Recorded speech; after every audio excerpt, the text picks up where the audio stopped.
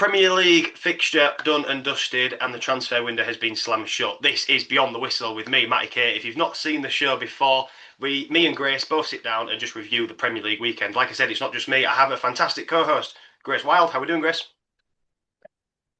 I'm doing all right. How are you? I'm doing good. You are very hyped up for somebody whose team was 2-0 up and still managed to lose the game. But we'll get to that. Throwing It's out, fake enthusiasm. throwing out some shades early on. This Yeah, is a well, fair bit. typical After Tottenham fan. the listeners won't know this, but after that first take that we just tried, I shouldn't be throwing shade on anybody. Um, should we jump straight in with the? There was no early kickoff, was it, this weekend? No, and it was depressing. I really love an early kickoff. There was a late kickoff though to make up for it, which was yeah, it was. We'll get on to that. Oh, But no, I I thought like you, an early kickoff. I thought you was asking me what the fixture was. I was like, I don't know, mate. I can't remember. No, I was just saying it was because I don't want to get into it because we're not at that point yet. So we'll get on to it. Just before we jump in, actually, can we take a minute just to appreciate my new? I don't know if you can see it properly. Can you see it? It's terrible. It's the new. Um, It's the Tottenham FA Cup 125-year anniversary shirt. Look, do you know what? I actually thought it looked really nice, but it's so hard to see. Can you? I don't know if it's just light, but can you even see the badge? I can ever so slightly see that there is a badge on it. Otherwise, I'll be honest with you, I'd have thought it was a white t-shirt. It's mental, isn't it? And also the this weekend, I don't know if you've noticed, the 3 o'clock kickoffs, especially in the Championship, are all 3:01 this weekend. They're doing a minute. Oh, what's it for? It's to Every Minute Matters campaign to raise awareness for CPR. So if you get the chance to check that out, then please do. But yeah, just so everyone is aware, the 3 p.m. kickoffs will be 3:01. And that's the reason why. Should we jump into this Premier League Oh, weekend that's review good. then, Chris? Oh yeah, yeah, I know. Yeah, it's a very important campaign, so it's not very often that you get minute silences that it's not very controversial. But this one, I think everyone can agree with is needed. Yeah. Anyway, we'll jump into the Premier League review. Brighton won, Everton won. Pascal Gross back on the score sheet for Brighton. It's good to see it. Absolutely. I have a soft spot for Pascal Gross. I'll be honest with you. I was pleased to see him back at Brighton. It was 70 minutes in this game of toing and throwing and not much material, not much good content, lots of opportunities.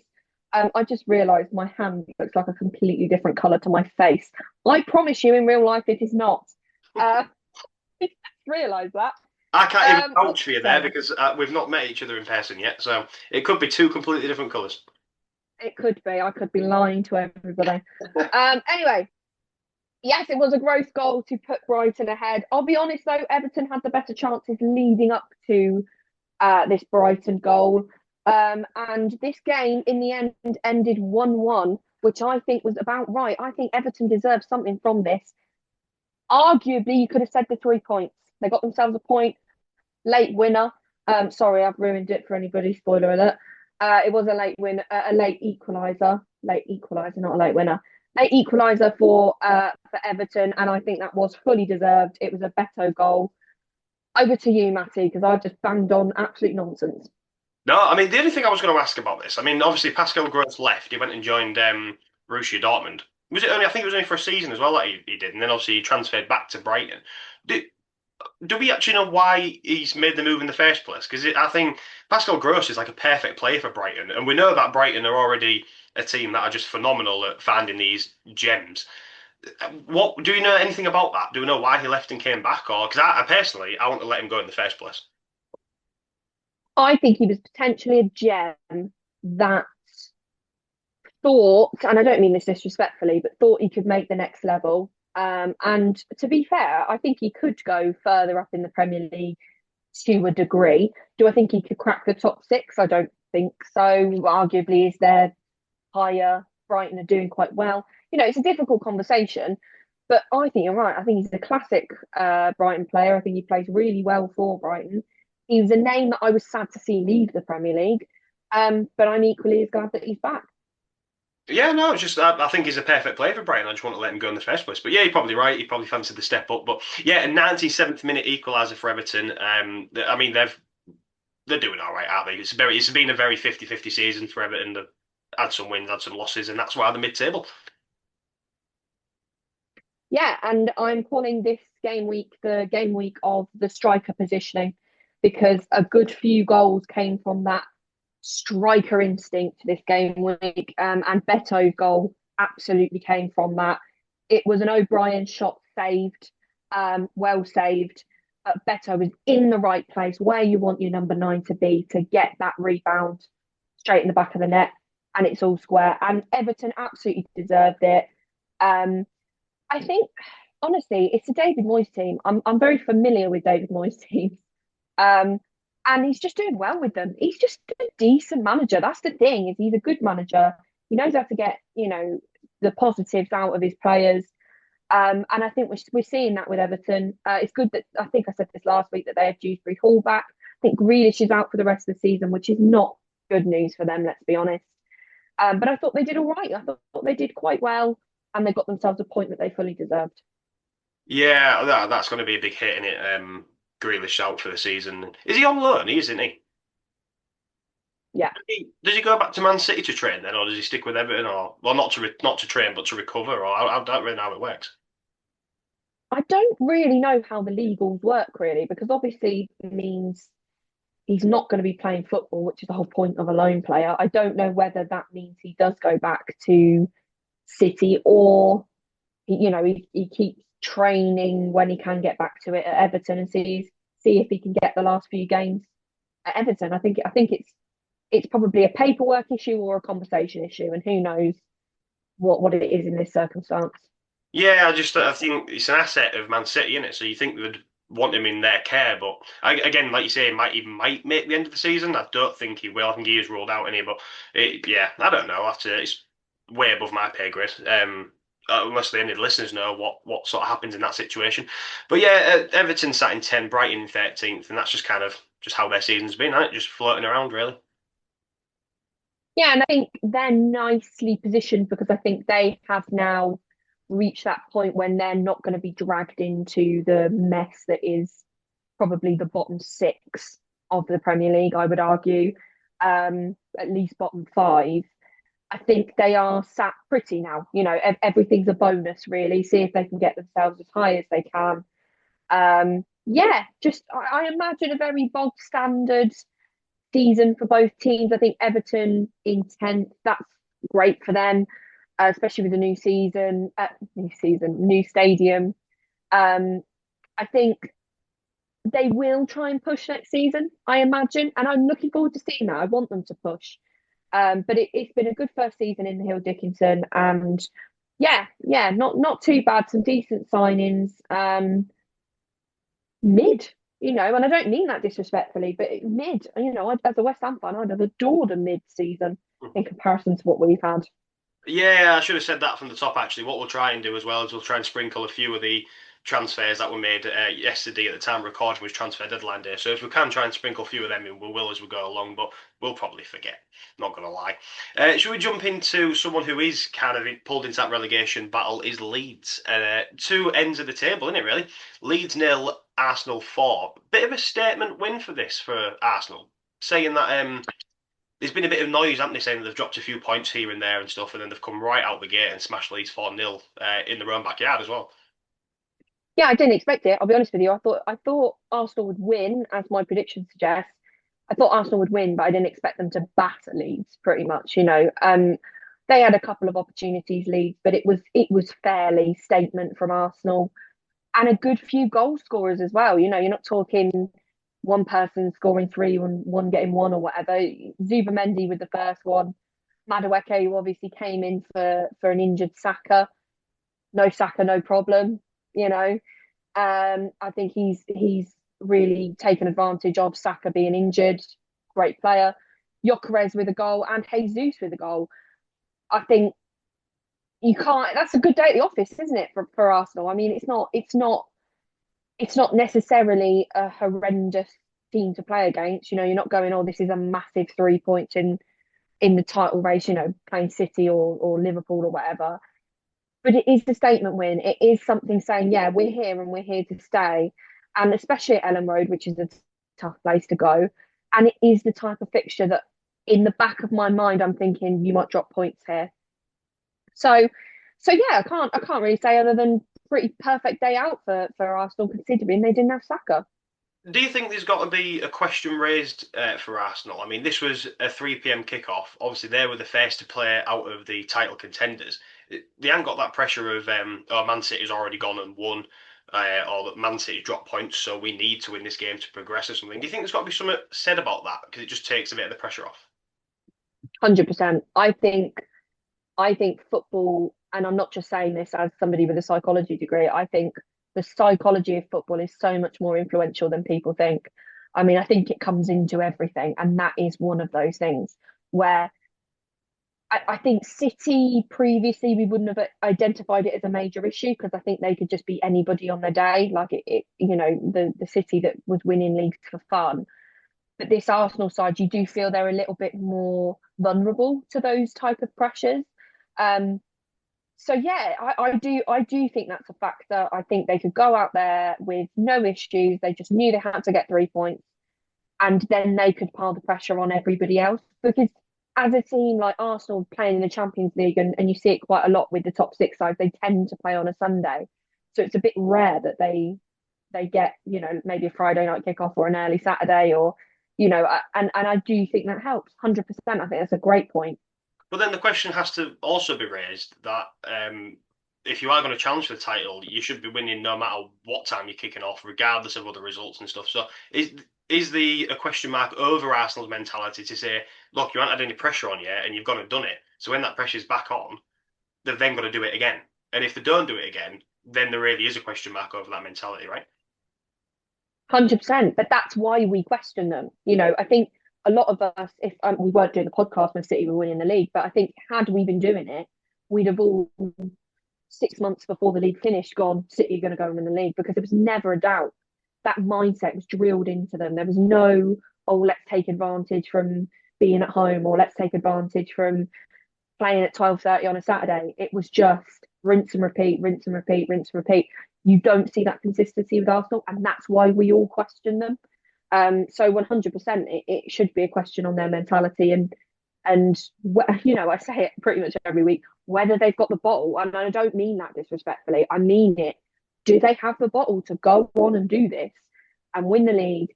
And you'd argue that teams around them haven't been at their best. It's maybe given them a bit of a buffer zone to drop points, but it still be one hell of an achievement to go on and win the league, especially given the disappointment. That'll be in the back of their mind of previous seasons, having bottled it. 100% that'll be playing on their minds. That they've been in this position before and it's not gone their way. I imagine that is probably eating at a few of them.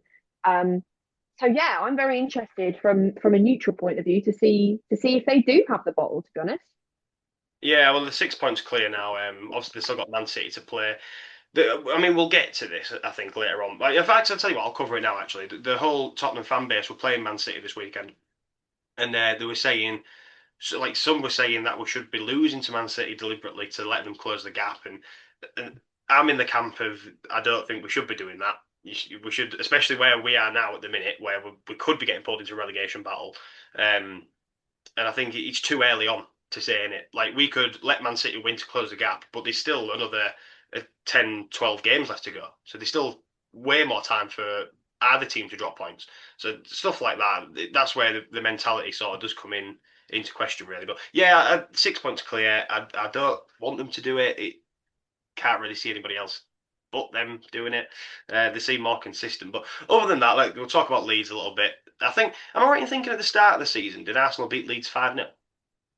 they did indeed. Yeah, Did. So yeah, I think Arsenal have got Leeds pretty scouted, haven't they? And Leeds are sitting in 16th.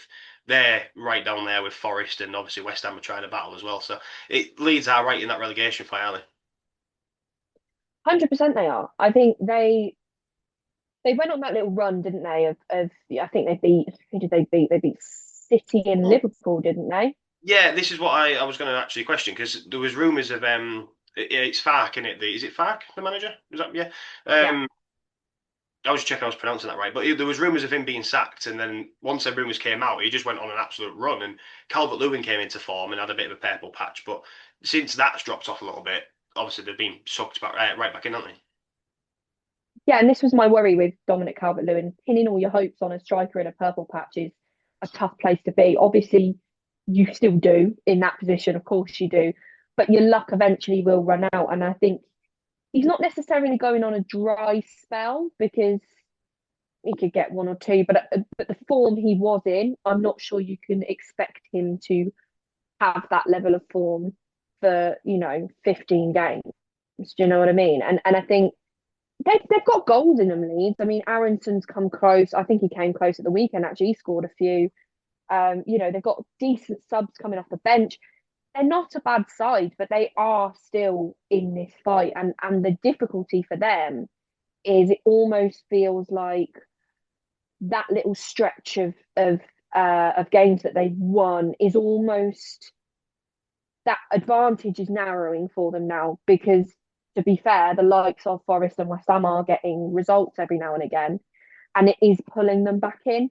And Forest and West Ham are getting results they wouldn't necessarily expect to get, and I think that's the problem. And as somebody who's a West Ham fan, I in this situation, I at the moment with 14 games left to play, I don't think you can be looking above you and below you too much. Obviously you will, but it's about you going out there getting 3 points. It doesn't matter if you get the points on the table, then you'll be fine. Do you know what I mean? Forget what's going on around you. You're not relying on results just yet. I think sometimes as football fans we can get hooked on it too early and go, oh God, we're here and they're there. Just go out and try and get 3 points every week. And I think I went off on a proper tangent then. No, Leeds are still very much in this. And honestly, I think the relegation battle from a neutral point of view is going to be a really interesting one. It's going to be a terrifying one for the ones who are involved. But it's going to be a really interesting one to see how this plays out because Leeds are not a bad side. No, but then you can't be. I mean, I don't think any Leeds fan expected to get anything from this game really, but to ship 4 goals at home, that's quite poor form, isn't it? Really. Well, it doesn't do their confidence any good. That's the thing is shipping 4 goals at home. It just makes them look vulnerable. And the thing is Arsenal have proven their weak spots as well. And I think lots of people can look into that playing Leeds, even Leeds at home, and going, okay, this is where we can hit them where it hurts. Do you know what I mean? Like for example, talking about Liverpool Bournemouth, I felt that Bournemouth targeted Kirkes because they almost knew the player. They knew the weakness. Um, excuse me. And they know the weakness. So I do think that there's an element of they've maybe shown their hand a bit about what's good, what's bad about them. And we'll have to just wait and see what impact that has. It's not going to have a good one at the moment. I think, yeah, losing 4-0 is never good, especially in a team that needs confidence to go on and stay up. Yeah, we're going to move on to the next game in a second. I just wanted to ask you, obviously, we all know that Arsenal are very good from set pieces, and their set piece coach needs a raise, I reckon. But do you have any sort of idea on how you would counteract this Arsenal set piece strategy? That's a fabulous question. I haven't studied it enough. If honestly, I think if I could look at their set pieces all in a row and study it and see where that weakness is, because there will be, they are human at the end of the day. I mean, they've got some big boys, haven't they? And they've got presence in the box. It's placement, isn't it? It's man marking. I'd forget zonal marking for all this stuff. I'd be man marking. I'd be putting the right people up against the danger. It's a tough one, but honestly, I think if you gave me 24 hours to look at their corners, yeah, if I didn't have a normal job and this was my job, then maybe I could sit and look at all of Arsenal's corners and actually give you a genuine response to that. But I think based off of what I've seen, who knows? Who knows? I'm marking. You've done this to yourself, so I'm putting this on you. But we're going to ask you the same question next week and see if you had a chance to watch any of their corners, and we'll see if you. Oh, okay. Uh, Challenge accepted. Excuse me. Should we jump into Wolves nil, Bournemouth 2? Obviously, Wolves are having probably the worst season that they've seen for a long time. And finally, a bit of form from Bournemouth. Obviously, they beat Liverpool 3-2 last week. I think they was expecting to win this game, to be honest with you. But yeah, finally a bit of form from Bournemouth. What was your thoughts on this game? Well, you saying form, I think it comes from confidence. Again, talking psychologically, I think beating Liverpool, you're going to have a level of confidence going into your next game. Of course, you are. And it is lucky in a sense that it's Wolves away. Obviously, Wolves at home would have been ideal, but Wolves away even is a favourable fixture. And yeah, they just looked like a team who knew how to score goals.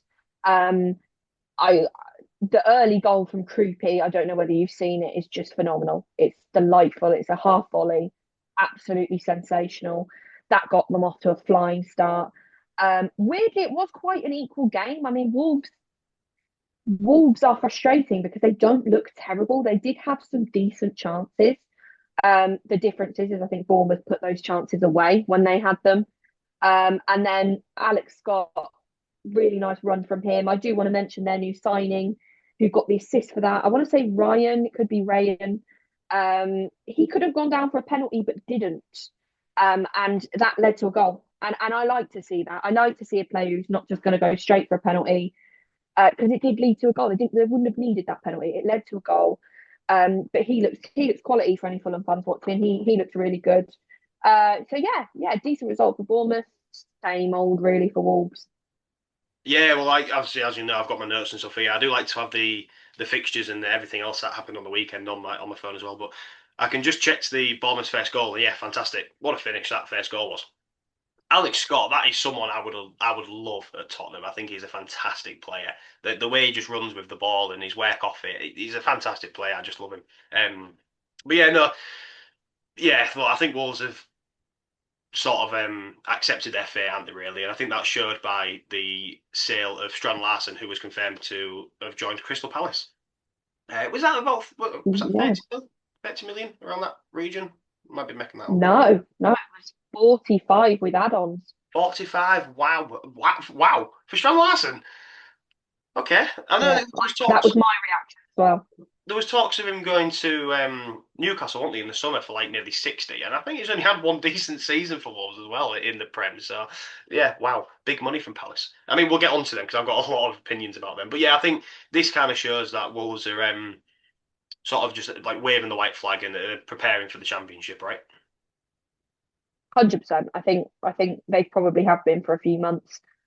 But it is nice in a sense because I do think they're playing with a bit of freedom, and I think the young boys that are coming in, I like what they're giving. I think they're making themselves look good, and I think in the championship, I had a discussion with my brother last night.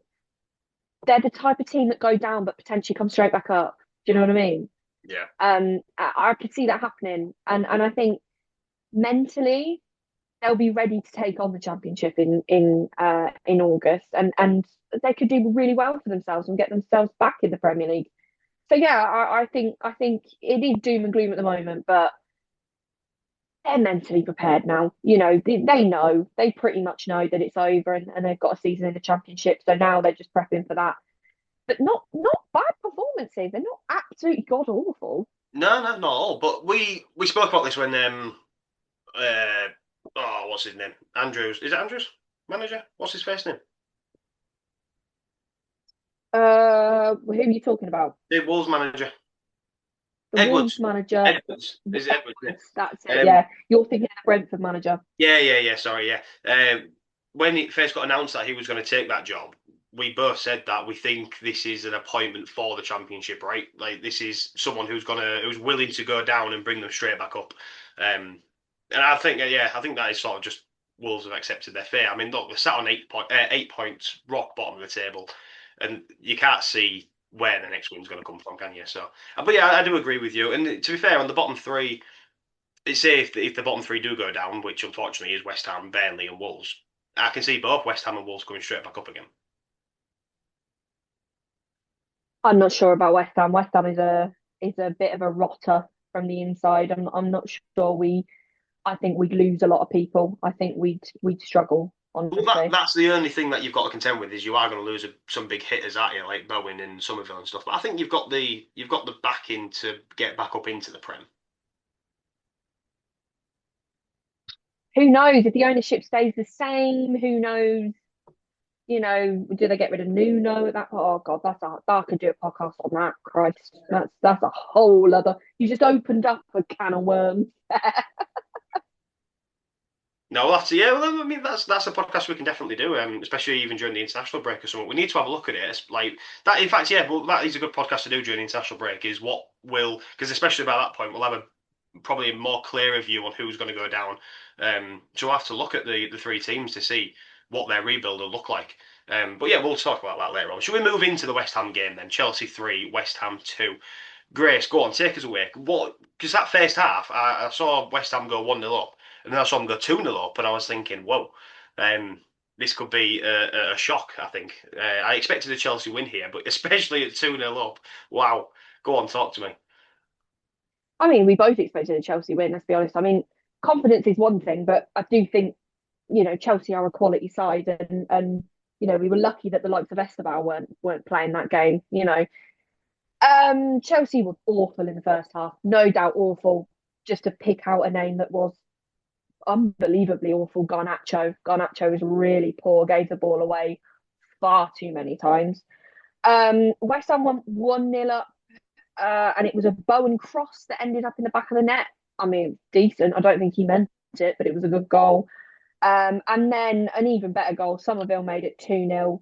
Actually, a really difficult finish. I don't know whether you've seen it. It was really fast paced, really nice run from him, and just absolutely twatted it. And I loved it. It was an absolute delightful goal. Yes, there it is. Changes at half time. I knew it was coming. What? I knew that word was coming at some point. I was thinking today, right? I said, what point is she going to use the word delightful? And you know what? If we ever get to the point where we get merchandise, that is the first thing I'm slapping on a t-shirt. Oh God! Oh no! I don't even think. Oh God, I say that word too much. And I'm not changing it. It's a good word. It's your word. It was delightful. It was delightful from some of them. That's because when I see a good goal, it is delightful. Forget sensational, forget lovely. It's delightful. It's so good to see. Anyway, Chelsea halftime changes. That was the big difference. I'll be honest with you. I think Liam Rosinia, that's it. I keep saying his name wrong. I think he underestimated West Ham a little bit, and he put out a side that was weakened. Very much fixed that at half time. I think it was Cucurella came on for Fana Do you? and Sorry. João Pedro. Yeah, we've got the lineups here actually. I've just having a look at them now, but sorry to jump in. Do you think he is overlooking West Ham, or has he got one eye on the League Cup? Because obviously at the time of recording, that's tonight as well, I think, isn't it? And they are 3-2 down to Arsenal. So do you think he did underestimate, or is he protecting a little bit? Absolutely, could be that. Could be a bit of both. I don't know. I think it was. Yeah, I just thought it was poor judgment. I don't think you can, unless you've got, every podcast I bring up that City side just because I see them as this perfect thing that I want to model every football team on, in the Premier League anyway. Unless you've got a squad like Pep had in that period of time, I don't know whether you can make those sort of changes because, yeah, it showed why you can't make those sort of changes. Yeah, halftime changes were absolutely pivotal. I do just want to say that West Ham were extraordinary in the first half, and I have seen a lot of West Ham fans come out and say if we play like that against the majority of Premier League sides, we will outscore them. We have defensive issues, of course we do, but we will outscore them if we play that sort of quality. We played really well in that first half. Chelsea, they got themselves back into it. It was a really, I've put delightful again. It was a delightful Fofana cross, really nice Fofana cross. João Pedro header. Then Cucurella made it 2-2. He had no right to be in the position he was in, Cucurella. No right at all. But he was in the right place at the right time, got himself on the end of it. And then literally towards the end of the game, Enzo Fernandez made it 3-2, and nearly fully exposed himself to the Chelsea crowd, but that's a whole other conversation. Don't know whether you saw that on Twitter. And then chaos, pure chaos, because there was a massive fight and someone tried to square up to Adama Traore and they got told not to do that. Yeah, I mean the look in it was João Pedro, wasn't it? I think, and the look in Was it? Yeah, I think it was. The look in his eyes, I think he just, yeah, no. Do you remember when Ericsson first came back, and I think he was playing against somebody, I can't remember who it was, and he had a tuffle on the ground, and the player grabbed Ericsson by the shirt and then realised it was Ericsson and gave him a hug. That's how this felt when I'd seen that, where he's gone for him, realised it's Traore, and gone, ah. Like, I mean, it's a safe environment to do it because he knows he's got the backing of the of his teammates and a home crowd as well. But come on, mate, look at the sides of him. Let's not try that. And he is a unit, isn't he? I mean, Christ. Actually, I wanted to. Christ. I think this is the first podcast we've done since Traore signed for you, right? Mhm. Yeah. What's your thoughts on this move? It's good squad depth. It's a good option. I'll be honest with you. I think we need every option we can get. Um, I'll be honest with you. I hope we're looking into the free transfers after this window. I think there's a few players. I know Alan St. Maximan has just left Mexico. He's on a free. Why not? There's the likes of Lingard, Raheem Sterling, options. We just need creative options. Some, people to bring off the bench, 60, 70 minutes. Callum Wilson as well. See what they can do. I think honestly, an option. I is it the perfect signing? No, because he's coming towards the end of his career, but I also don't think it's a bad one. He's Premier League proven and he played well under Nuno, so I'm not upset with it. Um, if that answers your question. Did you sign him from Wolves? Was he still there when you signed him from? No, or am I mis Fulham. Fulham? Fulham. He was at Wolves, Barca, and then did he? Okay, he came back to Brendan. Okay. Yeah. Yeah. Look, I think you're right. It's good squad depth. I think his end product has got question marks over it. And obviously, I was going to mention as well at this time of recording, you've also got another signing through the door, right? Yeah, that one felt a bit touch and go. Disassi, defensive backing, especially now that brings us back onto this game to Debo being sent off. I mean, you can't even grab a player back by the neck anymore. The game has gone. I can't believe that's a red. I can't believe he did it, to be honest with you. It was an absolute kerfuffle at the end of that game. He's apologised. He shouldn't have grabbed him around the neck. I mean, it's stupid. But I'll be honest with you, there's a part of me that's happy they all had the passion to get stuck in. I know that's really toxic, but there was a part of me that was like, they were upset that they were losing this game. I do just want to mention, from a West Ham point of view, that I think it was 2-1. Nuno decided to put Max Kilman on, decided to go three at the back, and it was just the wrong decision. It was a wrong decision in so many ways. I think it sent the wrong message in every single way. It essentially said, Chelsea, come and win this game. It just invited them on. And as soon as he came on, I'm pretty sure most West Ham fans went, Chelsea are going to win this 3-2. We're letting them. And that was really, really disappointing because I thought we were past that. I put in my Fanalysis review that going to a five at the back should not even be a viable option for us this season. It has worked so badly for us, that it just shouldn't even be an option. So yeah, it that screwed us over along with other things. But you have to take the positives. It was a really, really good performance from West Ham in the first half. Again, from a Chelsea point of view, you've got to take the positives because it was a great comeback. I think we made it slightly easy for them, but they did really well. Those substitutes made a massive difference. And yeah, that's sort of, it was a game of many events, and we just have to push it to one side and go to Burnley at the weekend and get back on track. That's all I can say, really. Yeah, obviously you just mentioned the Finalysis app there, but if listeners don't know, download it. You can follow your team and you get to join the community of people from your club. It's a really good app actually because you can't I can't comment on West Ham stuff because it just won't let you. It has to be your team. So really good app. It's really positive actually. There's no really any negativity on there. Any West Ham fans, Grace is on there. She's a legend on there. So go check her out. I'm on there somewhere, but don't worry about me. 6 wins out of 7 for Liam Rosenior though. So it's I mean, yeah, I think the question marks are pretty much gone, aren't they, from Liam, whether he can do it or not. Yeah, I think look, I think there's always question marks for a manager, let alone a top six manager. I think there's always question marks, and they can turn on you as quick as they adore you. Um, But so far, I think he's done well for himself. I think tonight's going to be, like you said, we're recording this before the EFL semi-final second leg. Tonight's going to be a massive one, a really big one for him, because he could fully put the haters to rest tonight if he gets himself a result. Um, so yeah, it's an interesting one. As a football manager, I don't know how you sleep at night because you don't know whether you're loved or you don't know whether you are despised. So who knows? But I think he's doing well for himself. Yeah, well, another big test for him, right? And I just want to bring this up. You cannot tell me that the FA Cup draw, or any draw for that matter, is not rigged. Have you seen who Chelsea have pulled out the bag for the next round of the FA Cup? No, I have not. They've pulled out Hull. Oh Yeah, no! yeah, it's written, right? I'm pretty certain it was like the first game pulled out of the bag as well. You can't tell me it's not rigged. Liam Rosenior back to Hull for the first time since he was sacked by Hull, actually. But yeah, I mean, look, that'll be a good test for him. As a not a, well a Hull City fan, but as a Hull City season pass holder, it'll be good to see the reception, whether it's positive or negative. I think it'll be positive. Anyway, let's move on. Liverpool 4, Newcastle 1. I saw Newcastle go 1-0 up, and I wasn't surprised. But then I saw Liverpool bounce right back through Etitike double goal, and I was even less surprised, to be fair. It could have gone either way, couldn't it, this game?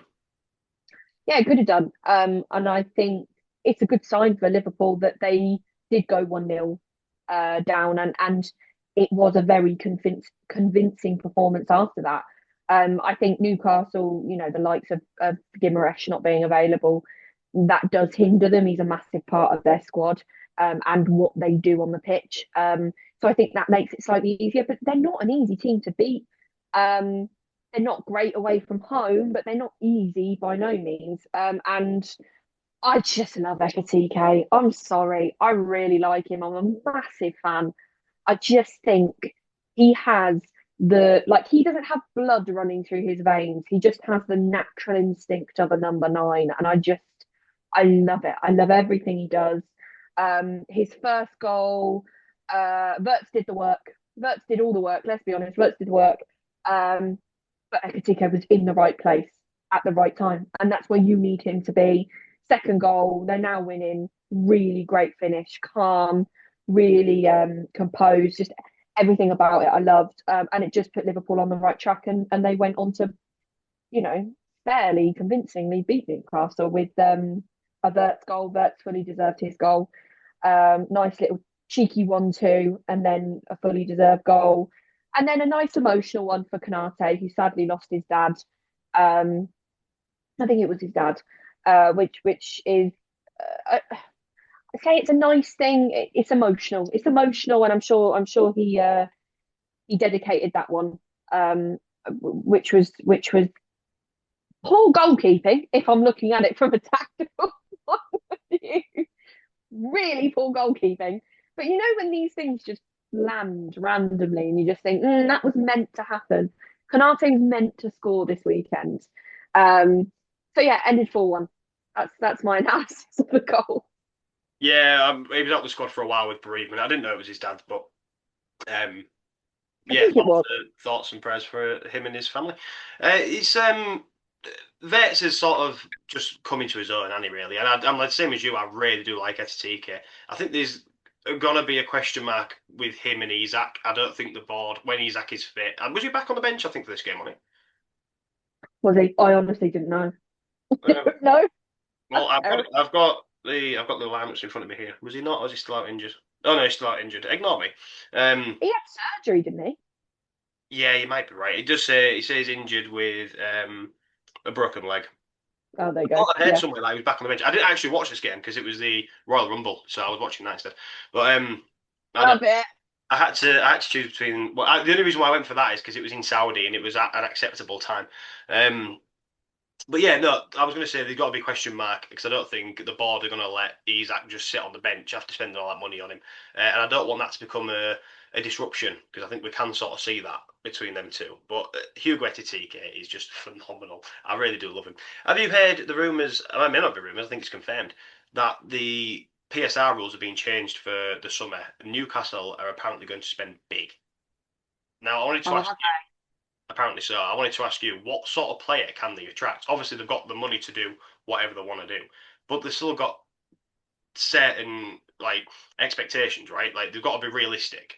They're not going to go out there and just start signing the best players in the world because people aren't going to move to Newcastle just for the money. They have to have some sort of other appeal.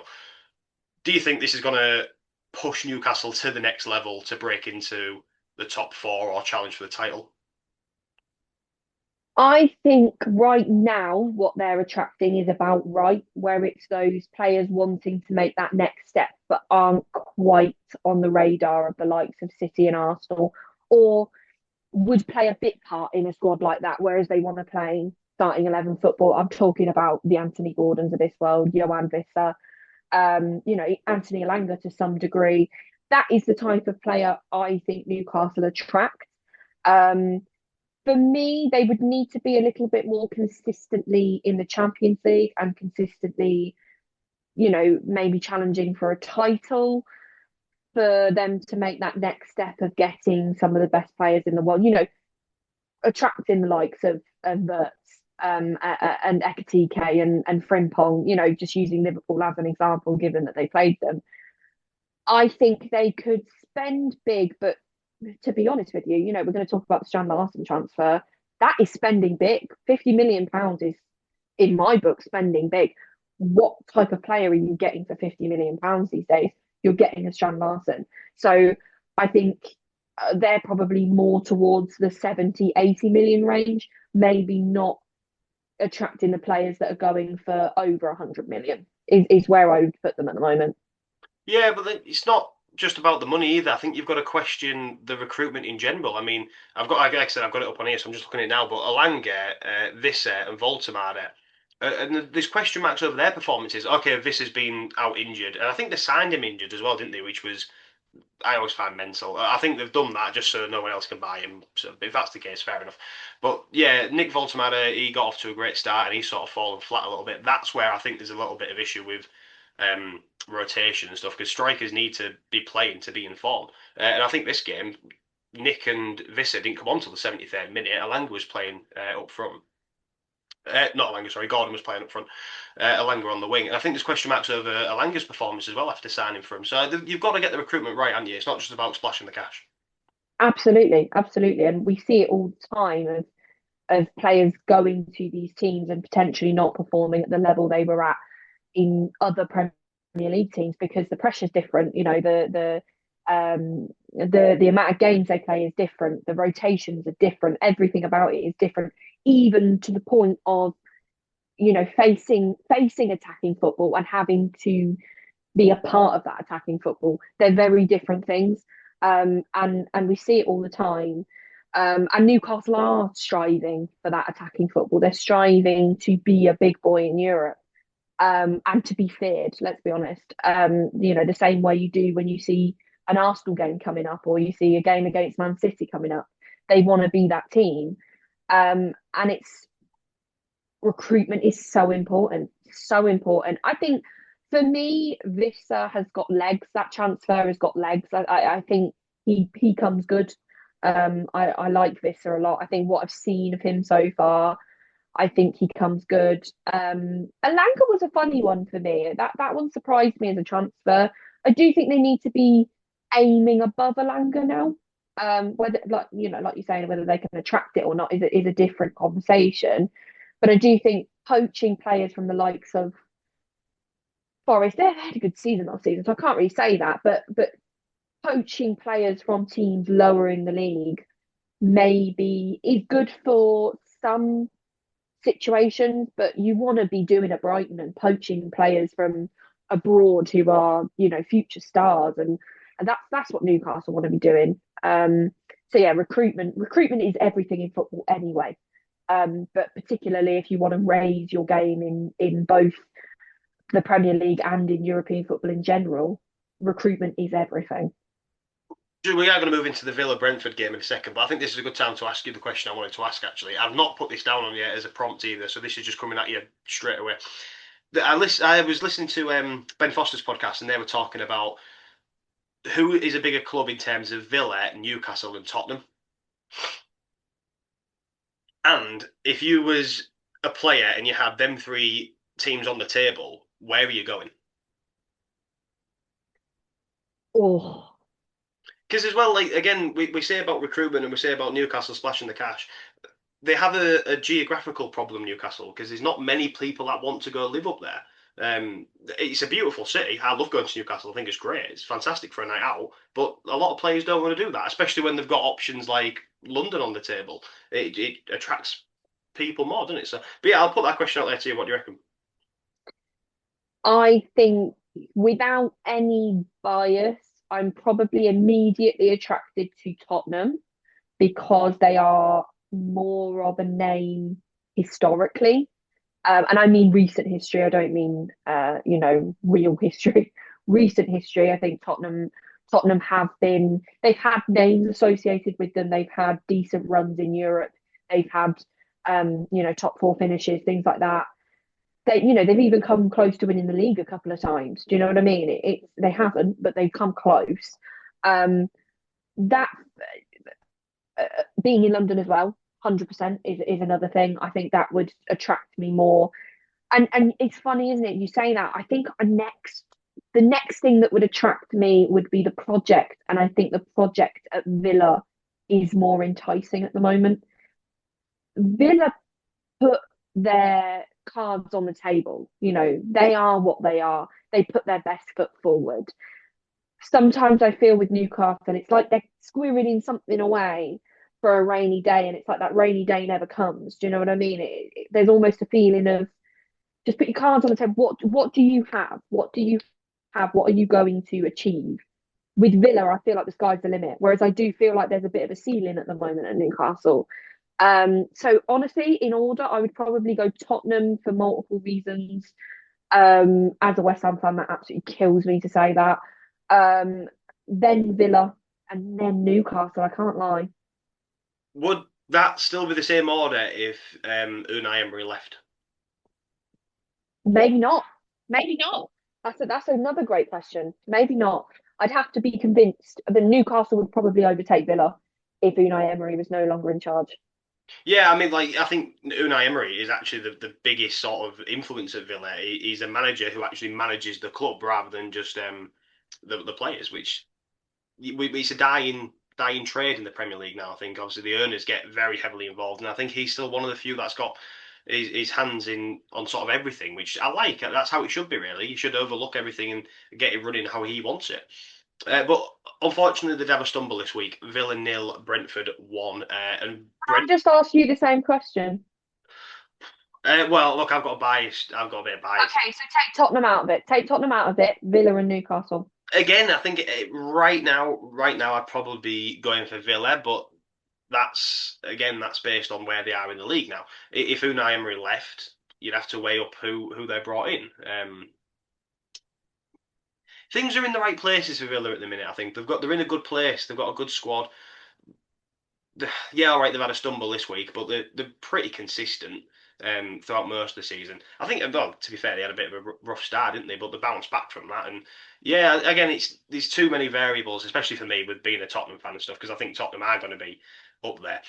In terms of like how big each club is, look, I'm not going to sit here, and I don't think Tottenham should be part of the big six. I don't agree with that, but yeah, look, there's too many variables for me, I think, to answer it. But I agree with your order as it sits now in terms of Unai Emery still at the club and where Newcastle are, etc. But obviously, I'm going to put Tottenham first. I'm a Tottenham fan. But anyway, new Aston Villa nil, Brentford one.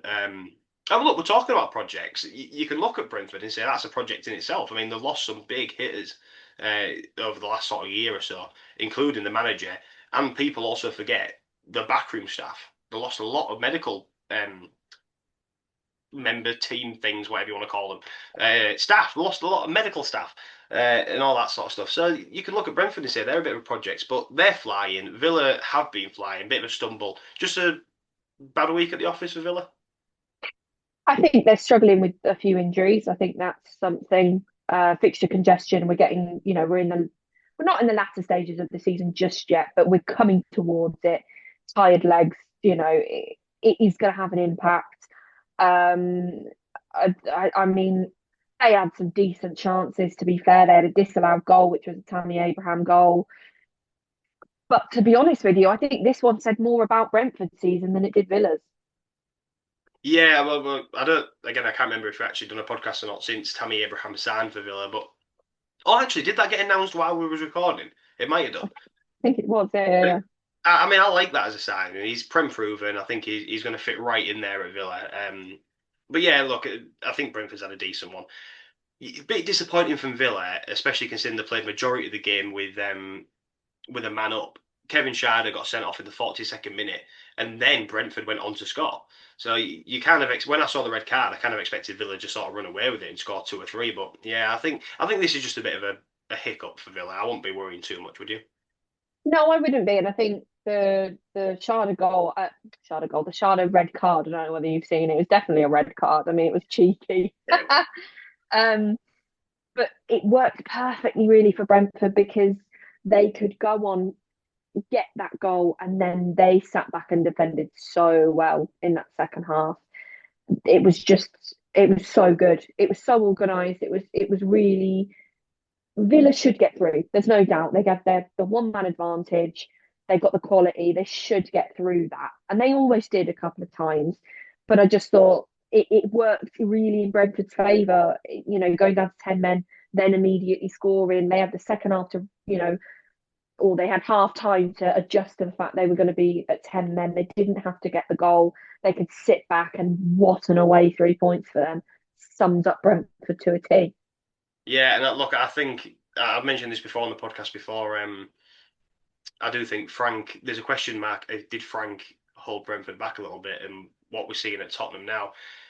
I think when I asked you at the time, you sort of said that that's a big statement to make, and I think week by week there's more evidence to sort of back it up a little bit. And I think Keith Andrews was fantastic, especially in that second half, the way he just sort of kept Villa out.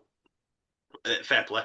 And I think if this carries on from Brentford, he would be up there for manager of the season for me, purely because of how everybody had written Brentford off. I think they were tipped for relegation at the start of the season, and nobody expected this sort of performance for them. They're sitting in seventh now. They're going to get European football the way this is going, and that's massive for them. Especially, like I said, losing Frank, losing all the players and stuff.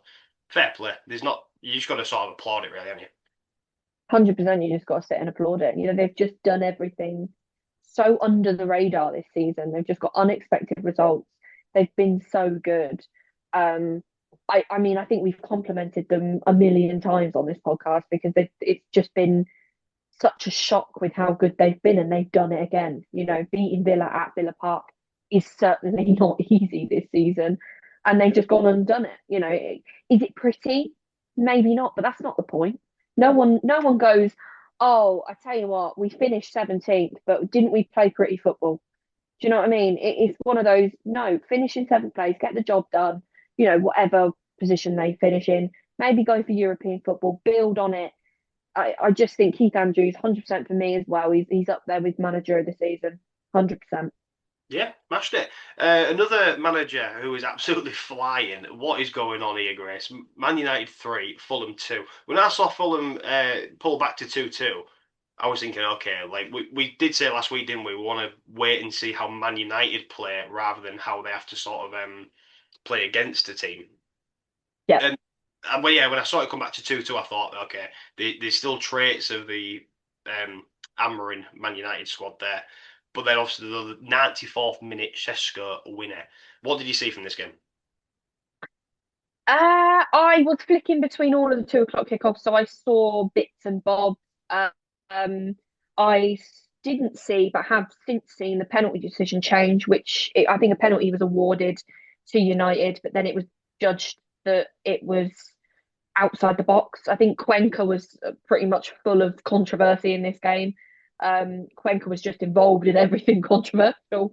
Um, yeah, the penalty decision, I haven't seen it up close. I know there was some controversy. I'm not sure. I haven't seen it enough to make a decision as to whether I think it's controversial. If it happened outside the box, that's a decent intervention from VAR, if you ask me. It didn't matter because that free kick from outside the box, I think it was on the left hand side. No, the right hand side. ended up in a Casemiro header, which was 1-0 United. Cunha then, oh, what a player. Angled finish. Delightful, made it 2-0. You think United are going to run away with it. Cuenca disallowed goal. See, Cuenca was involved in everything that was offside. Then Jimenez managed to get one back from a penalty, 2-1. Then, and we spoke about this before we started the podcast, Heaven Screamer. Delightful. That's all I have to say. Delightful. It was so lovely to see. Sounds so cringe. That was, Right. it was go on, I, no, you go. no, I admitted to you that I've not actually seen that goal. Yeah, I've got the highlights playing up here, so I'm gonna let you just go on your little delightful run, and I'm gonna have a look at this. Let me just have a look at this. You keep talking. I'm just gonna look at this VAR shot while Yeah, go on. You have a look. Um, it was just one of those goals where you just knew as soon as it left his foot, it was special. It was really, it deserved a draw after that, and that would have been one hell of a draw for Fulham at Old Trafford. But Sesko had the final say in that game, and I have to say, it wasn't quite the Kevin goal, but had the Kevin goal not gone in, I think we'd all be talking about Sesko's goal because it was a really nice turn and finish. And I think it showed what Sesko can bring to United. I don't think he's quite had the opportunity maybe not the right word, because I think he has had some opportunities, but he hasn't shown to me particularly that he has that quality to be a Man United player. Do you know what I mean? A Man United player holds a lot of weight in football, really. And that turn and finish was 100% highlighting what he has to show. And United are now in fourth. I mean, I've seen some people saying they're going for the title. Can't see it happening. But do you know what? United in fourth. But fair play to them. What a 3-game run for Michael Carrick.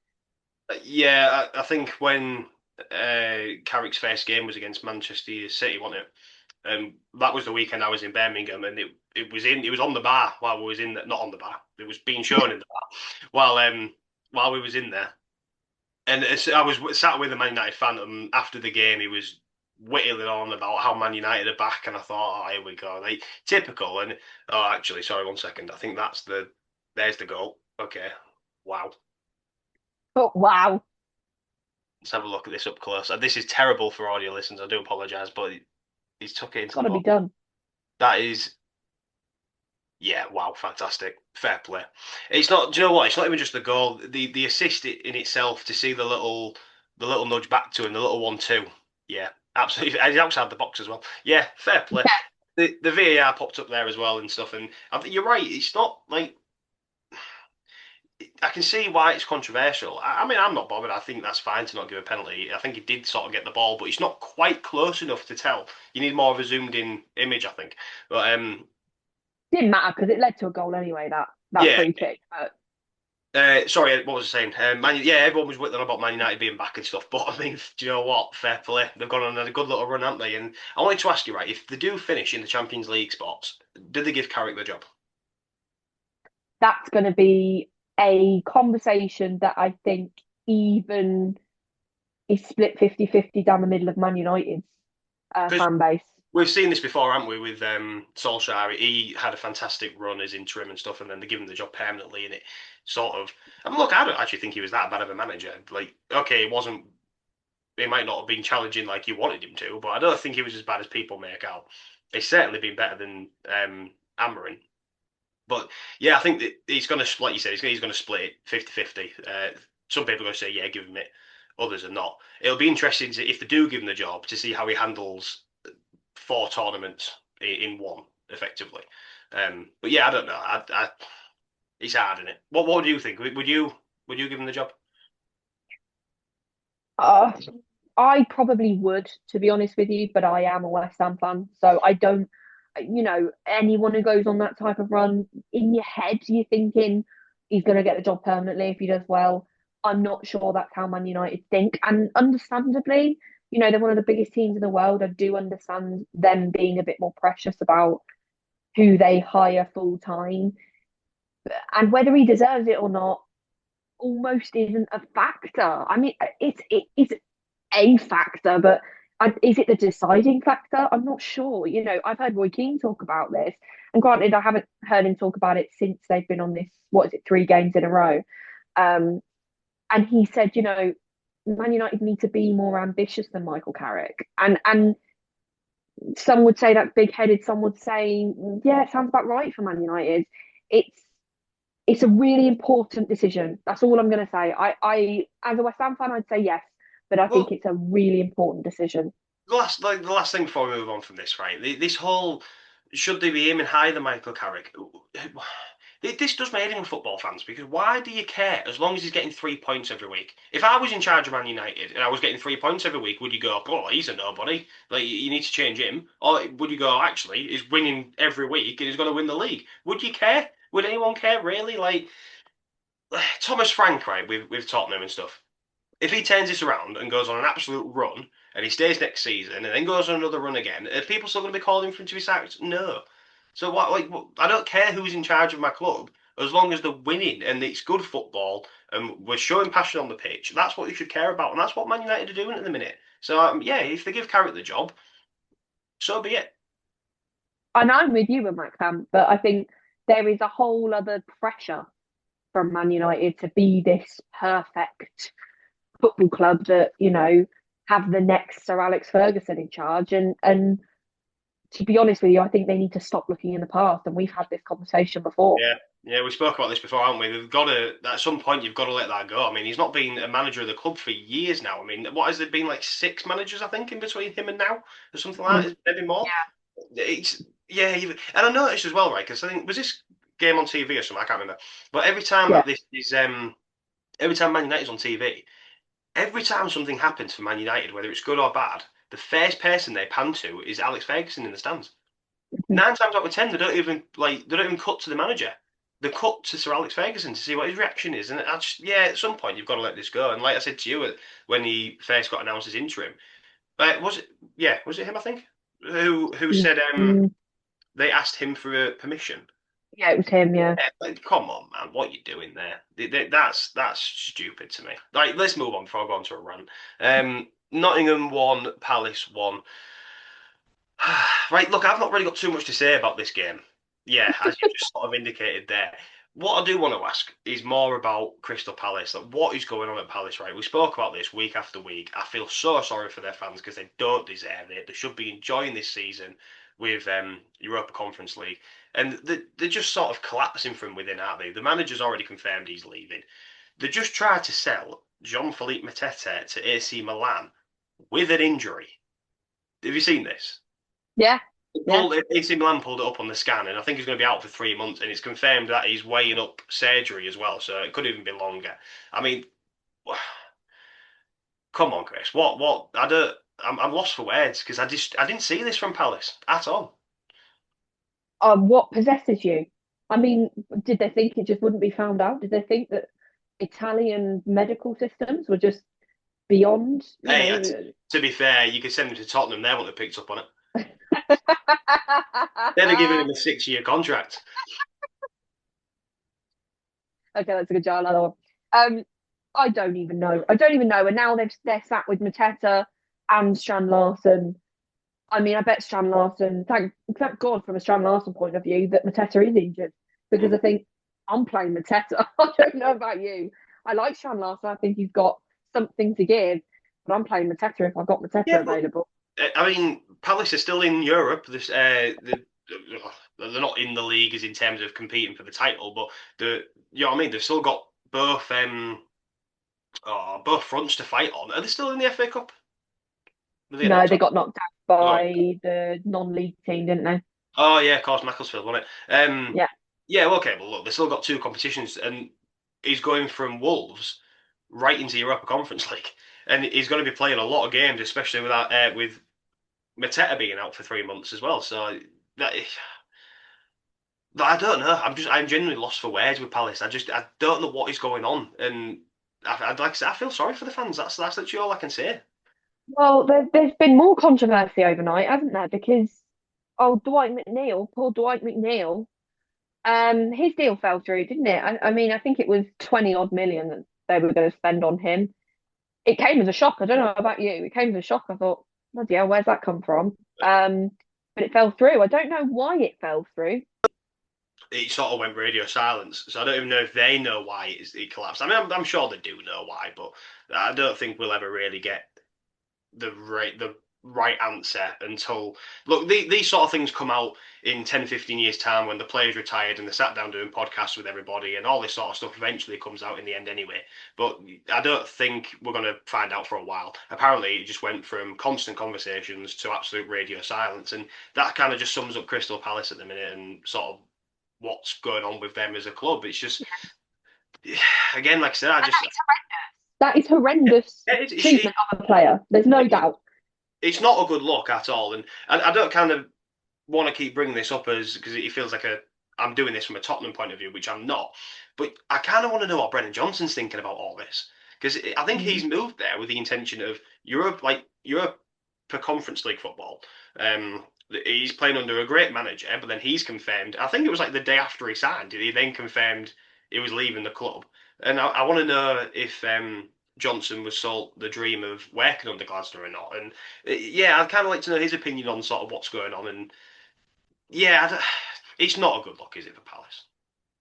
No, it's really not. That's kind of sums up the game in a way because there's nothing else to talk about. Forest won, Crystal Palace won. The only other thing I wanted to ask you is it does feel very much Forest versus West Ham versus Leeds in the relegation, which we've kind of touched on already, but I think it is going to be between one of them three, right? What? So you said Forest, Forest, Leeds, West West Ham. Ham, and Leeds. It looks like it's going to be one of them three joining. Want to add Palace to that conversation? Okay, so if you're adding Palace to that conversation, they're on 29 points. Do you add Tottenham into that conversation as well? Because they're also sat on 29 points. The differences with Tottenham is I feel they can pull a result out the bag. I do not have that evidence that Palace can do that. I think Palace are overwhelmed with not just the European fixtures, but also everything going on around the club.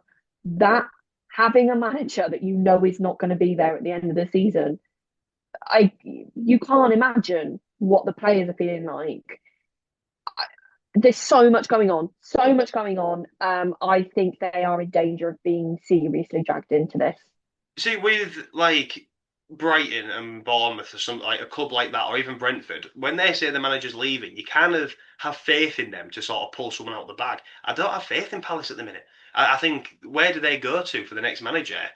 And I can't see it being a well beater in terms of like I say with Brighton, look, they found these gems, don't they? And I just can't see Palace doing that. And yeah, no, I think yeah, They you're had right. Roy Hodgson for far too long for me to have Yeah, that faith. yeah, that's true. No, you probably are right to pull Palace in there as well. They're going to get sucked into it, and honestly, I don't know if it's coming across like I want it to, but I've just got no words. I just can't. I just didn't see this coming at all from Palace this season. Yeah, I think it's disappointing. It's disappointing from a fan perspective, fan to fan. I think you you don't want that to happen to football fans. I mean, look, I think there's plenty of people that would want to see Palace in a bad place. There's plenty of people that want to see every team in a bad place. Dependent on who you support, your own experiences. But that's naffing it. Going from a really great place, winning the FA Cup, losing key players, Eze in the summer, it was the summer, wasn't it? Then Gay this window, Glasner's going. I mean, it feels like they're falling apart, and I just that's why they're in that discussion for me. Yeah, of course. Right, we'll wrap that one up and we'll get through these last two games. We've got Tottenham 2, Man City 2. A game of two halves is an absolute understatement here, isn't it, from this game? Did you see this game? I did indeed, yeah. How shit were Tottenham in that first half? I don't know how they didn't go in 4-0 down.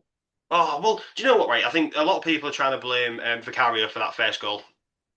Cherky with a fantastic run and a lovely finish. Dragusin just lets him go down that side of him. Look, I think there was something like 12 senior players out for Tottenham, which is just mental. Mm-hmm. Dragusin hasn't played a game for us this year or this season. That's all. I don't think he's been out long term injury and he's just coming back.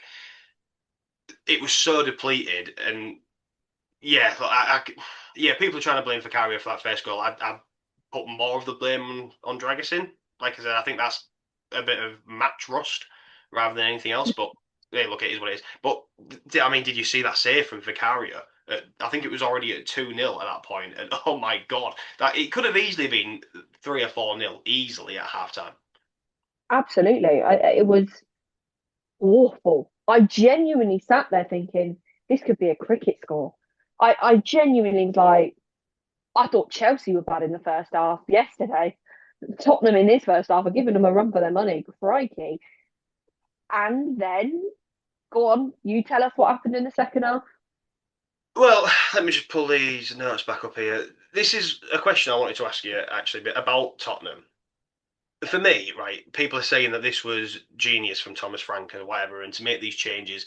Look, it was a great comeback from how into not great as in like oh it's one of the greatest comebacks of all time, but great as in how bad we were in that first half to how well we played in that second half was just a it was like a completely different team. For me, the opening 20-30 minutes of a game, that is how the manager is asked you to play. You work um on your opponent throughout the full week. Do you know what I mean? You look at Mhm. you look at their squad, you look at how they're going to line up, you look at their weaknesses. So from Sunday right through to kick off on the next Sunday, you're looking at all that and you're working on how the manager wants you to play. And then after that 30-minute mark, to me, that's when a player start to adapt to how the game's flowing. What's happening on the pitch, who's having a good day, who's having a bad day. So for me, okay, yes, he made a change bringing Romero off and putting Sarr on, I think that was due to illness rather than anything tactical, really. But for me, this screams like the players have gone out there and done it for themselves rather than done it for Thomas Frank. Well, I don't know. Do you see what I'm trying to say there? Yeah, I do. I do genuinely. Yeah. And we're seeing this quite a lot from Tottenham. Like the first half of a game is so bad. I think Villa in the FA Cup is a we didn't quite manage to pull that one back, but the second half of that was And phenomenal. the West Ham game.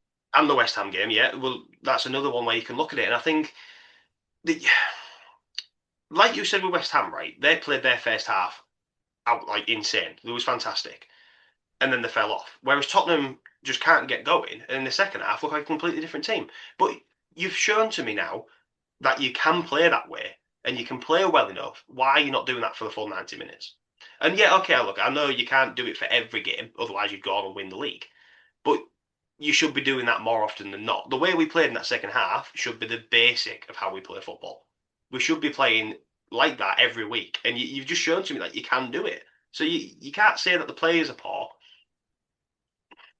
Do you know? Yeah, it's an interesting one. It's an interesting one because it's almost like Thomas Frank hasn't watched the team all week that he's playing, and he's actually just making reactionary changes at half time, given what he's seen for 45 minutes prior. And it's like, could you not have predicted this? Could you not have predicted where City were going to be dangerous? You know, pushing Dragusin, pushing Cherky over to, I think it was the right hand side, leaving him that angled shot. Well, Cherky's got the quality to finish that. That's not enough to deter a player like Cherky. And it's not enough to deter a lot of players in the Premier League, there's no doubt. But surely those things are predictable. Surely you look at them and you go, okay, I'm starting this player if all well and good. How am I going to reduce the threat of the players that I know are the problem? And you have all week to think of that. And yeah, I agree with you. I think maybe that second half was more about the players' attitude than it was about Thomas Frank. Yeah, and again, this kind of goes back to what we were saying was Thomas Frank holding Brentford back, and is he kind of doing something similar with Tottenham? And the question's there to be asked because the sort of proof is in the pudding with what we're seeing. And I do think that a lot of this is the players going out there. It's a World Cup year as well, don't forget. So the players are obviously wanting to perform because they want to be getting selected for that squad. So that I think they've gone in at half time, they've realised, look, this isn't good enough, and they've gone back out there. And look, I'm not one of these. I can't take it all away from Frank because I can't say the bad bits are Frank and the good bits are not Frank. The good bits still have to have his input. But you know what I mean? I think there's sort of something that's got to be said there for how we keep seeing this. It's not just one game; it's two, three, four games that we can recall where this has happened. And take Europe aside, because I think Tottenham are a different team in Europe. The oppositions are a bit slower, and Frankfurt are nowhere near the team that they used to be or whatever. They're not really that much of a threat at the minute. So you take that aside, but we're seeing this too regularly. Yeah, it feels like Tottenham aren't learning at all, and you see it a lot. Look, it's not new. It's not like, oh my God, Tottenham aren't learning. A lot of them do it, but this example of Thomas Frank at Tottenham, it does feel like the progression isn't there. It's like even under Nuno at West Ham, you can see there's differences. You can see that he's had that squad for a certain period of time, and he's starting to make things work. Um, Even in defensive structure or attacking ability, formation, so many different things. I just don't feel that with Thomas Frank. It's just like, oh well, my job's gone. Let's just go out and see what happens. Do you know what I mean? And I just don't. I'm sure it's not like that, and I'm sure he works very hard, but it just, yeah, it's only a matter of time. Surely, even as a Tottenham fan, you must think that. Yeah, 100%. Look, it was 2-0 down at half time. Semenyo, he looks fantastic in a City shirt, by the way. What a player. Um, yeah, we'll come out. We looked really good in the second half, really good. We get a goal back from Dominic Solanke. I don't think this should have been a goal. Have you seen it? Have you seen it? Well, Go on. no, all right, okay. Look, it should have been a goal because it's Tottenham. But if they'd have ruled it out, I could have seen why he does kick through the back of him. But on the other hand, if they don't give this, they're going to be looking at everything when it comes to scoring goals, and I sort of get it. Like, but you can see why Pep's annoyed, right? Um, yeah, He does yeah, kick through the back yeah, of his leg, right? He's not. he does, and it does cause mayhem from that point. I can understand that that derails the situation, but where's the line? At what point do we say it is a contact sport? At the end of the day, and I'm not saying that shows it's a contact sport. That's probably just over the line, but we need to draw this line somewhere. At what point is it a foul? And I think he's a striker. I'd be upset if my striker wasn't doing that, Yeah, wasn't yeah. physically being a presence and causing problems. And I'll be honest with you, I don't have much of a problem with it. So I'll the be the fact that I'm even asking this question, does that come down to the inconsistency of refereeing decisions, right? Because I mean, if that had been ruled out, I'd have gone right. Okay, I can see why they've ruled it out because they've probably ruled out a goal like that in the past. And I think again, it comes down to the inconsistency. We've seen them given, we've seen them not. Yeah, 100%. It comes down to consistency. I, I I don't think any of us can predict what VAR are going to do next, and that's the frustrating part. And again, we could do a whole podcast on VAR, but Apparently, that sorry, well, apparently VAR didn't even look at that. They was looking at the offside. I think that's where Pep was getting annoyed because I don't even think it was looked. It oh, was looked at the oh, see, offside. see, that is poor. Now I can understand Pep being upset with that because you can guarantee that if that happens to them next week, it will be looked at. Do you know what I mean? That's the problem. Well, that's Look where at it and say Rodri. it's not a foul. Look at it and say with your heart that that is not a foul and that goal should stand. If you don't even look at it, then what's your job? Do you know what Yeah. I mean? Like we all have rules, we all have jobs, we all have rules. And if you don't play by those rules, you suffer the consequences. Surely that's a job that VAR have to look at a goal in every way, in any suspicion, to look at a goal, whether that's a quick look or, 90 seconds. Sometimes it's taken way longer than that, not that I think it should, but that's their job. So why aren't they doing that? No, and I think Rodri came out with a big statement at the end about saying that he doesn't think the referees want them to win the league anymore and stuff like that. And look, come on, like let's rein that bit in.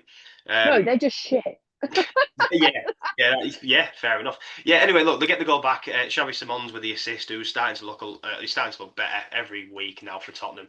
I think he's starting to get used to the physicality of the league. The only thing I want to see from Simons is all this with his arms and stuff. Every time a decision don't go his way or he gets brought down, he's flinging his arms everywhere. That needs to stop. He's giving very much Bruno Fernandes vibes. But look, 70th minute. Dominic Solanke gets another goal. Which, Grace, what was that goal? Delightful. Delightful, an absolute delightful goal from Dominic Solanke. And how good is it to see him back at Tottenham? Because we've been missing this sort of goal threat, and this is the sort of goal that I just don't see Richarlison or Colin Moani scoring. I think it's pure instinct from Solanke just to sort of flick it in from behind. And Conor Gallagher with the assist, his first assist since signing for the club. What a dog he is in midfield. But let's look at that. Let's look at that and say, okay, so you've got Xavi Simons with the assist for Solanke's first goal. Solanke gets a brace, and Conor Gallagher gets the second assist. That's the type of thing you want to see as Tottenham fans. Like, you want to see players like that having that influence. That's what they're there for. Yeah, a Romero header in the 90th minute is great when you're desperate. But what you want to see is your striker being fed by the people around him. And that's exactly what Simmons and Gallagher have done. And I just want to add, I saw Xavi Simmons in an 11. It was like the worst signings of the season, and Xavi Simmons was in there. And I was like, watch football with your eyes. Watch them, watch it, and you will understand that is wrong. They also put Tadibo at centre back, so obviously this person needs to watch football. But anyway, I thought I'd mention that because I thought that might make me cross. But no, look, there was a question mark over him for a long time. I think maybe a bit too quick because you've got to let him adapt to the league and stuff like that. He was kind of just sort of thrown in there. But look, like you said, it's good that our striker is finally being provided with some sort of service. Conor Gallagher looks like an absolute dog in midfield. He just runs ragged everywhere. And that's what I love about him. People that were saying that he was not going to be a good signing is mental because he's going to be a good signing for Tottenham. But yeah, no, it's good to just have Solanke back. And I think there's a question. We're not going to get into it because we've gone on quite a bit anyway. But there's a question there between Simons and Eze for them two signings. A lot of people talk about that comparison. But anyway, look, enough about Tottenham. I've said what I need to say. Man City slip up, the drop points again. Uh, it's disappointing, isn't it? Especially after being 2-0. Yeah, but I fell into the trap again of saying City are going to beat Tottenham and they just don't. And I'm like, why do I fall into this trap every single time when I think City are going to go and absolutely batter them? They just don't. And again, they drop points. It's not all three dropped, so it's not the end of the world, but I still don't think the title race is over. I'm still not sold on Arsenal winning the title. I think they are so topsy turvy. I just think, yeah, excellent win against Leeds, but when you lose to Man United the way you do, you when you're reliant on what was it, an own goal to beat Wolves, there's loads of different loads of different factors in a few games that don't give me the confidence that Arsenal aren't going to drop points themselves over the next 14 games. Um, I think it's a blow, but I don't think it's the end. Yeah, fair enough. Should we rattle through this last game? Because I've not really got too much to say, to be honest. Sunderland 3, Burnley nil. The only thing I've got to really say is can Sunderland push for Europe? Of course they can. Of course they can. They're in the position. I want to say, and I think it works with what you were saying. Um, the AFCON players being back, that's massive. I mean, literally all their goals yesterday were involving, if not scored by players who went to AFCON. Diarra hasn't been given that first goal. It's a Tuanzebe own goal, but it was set up by Diarra. It was a deflection. Diarra gets his second goal. And then Talby, a lovely finish to get the third. They're all AFCON players. And we knew they were going to suffer with the players that went to AFCON. But I think now that they're back, you're gonna see that boost from them. And let's be honest, that was quite a statement win from them last night, playing against Burnley. Excuse me, I've still got a cough. Playing against Burnley, that was a last season championship mega game, really. Sunderland stalled it. Sunderland looked comfortable. Um, yeah, I think why not? Let Sunderland go for Europe. Let's see what happens. There's plenty of games to go. Why not? I think it's a fantastic contrast on how one team has adapted to the Premier League and the other just hasn't. I think Yeah, Sunderland prepped themselves fantastically for the league with some of the signings they made, and yeah, I mean this. I think they're still the only team to be unbeaten at home, aren't they, this season? And no wow. one wants to go there. So fair play to Sunderland. I've not really got too much to say on that game other than it was a great win for Sunderland. Very disappointing from Burnley. And that's about it.